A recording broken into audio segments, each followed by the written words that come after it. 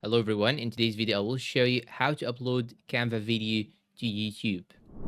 I will leave a link down below in the description. You can go for it, sign in into Canva, and once you open your project, now you will have to render the video. So I will click on the share button on the top right side, then click on download. I'll choose the file type MP4. You can increase the quality if you have the Pro version. I will click on download, and after downloading it, you should now go and open YouTube channel, click on create, then click on upload video, and you should have a YouTube channel verified in order to upload the video on YouTube. I'll click on select files, then I'm going to choose the file from this section right here. I'll click on this one here, for example, or this one here, for example, then click on open. And by this way, I will upload my video to the YouTube.